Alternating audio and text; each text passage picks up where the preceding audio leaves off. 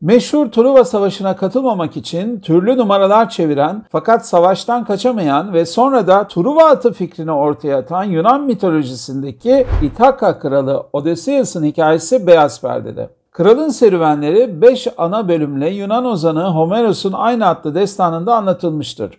Dönüş filmi işte bu destanın İthaka adlı son bölümündeki olayları ele alarak yorumlamış. Odysseus'un 10 yıllık uzun deniz yolculuğunu konu alan destanın son bölümünde İthaka'nın ana adasına bitkin biçimde varan kralı önce kimse tanımaz. Bir dilenci kılığında insanları kandırır, sadece yolunu gözleyen köpeği ona sevgisini gösterir. Sarayında ise durum vahimdir.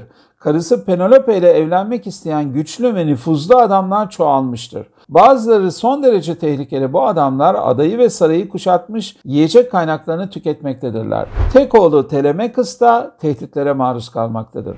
İtalyan yönetmen Umberto Pasolini 28 yıl önce birlikte oynadıkları İngiliz Hasta'dan sonra yeniden bir araya getirdiği iki büyük oyuncu Ralph Fiennes ve Juliette Binoche ile büyük bir koz elde etmiş. Bilmeyenler için sürpriz vermeyeceğim. Sadece kralın gelebildiği ünlü yayın da yer aldığı son bölümü de çok etkili çekmiş. Ancak mitolojik hikaye biçimi ve yapım olanakları itibariyle de oldukça çiğ duruyor. Gerekli büyüleyiciliğe ulaşamıyor. Odysseus savaşta gördüklerinden ve bizzat sebep olduklarından dolayı bir yandan vicdanı kanayan, diğer yandan da kurnazlığı daha keskinleşmiş, acımasızlıkta çok sertleşmiş bir adam. Onun bu şaşırtıcı ve karmaşık yapısını Ralph Fiennes birebir yansıtıyor. İşte Fiennes'in bu vurucu oyunculuğu görsel anlamda zayıf kalan anlatımın içinde yeterince değerlenemiyor maalesef.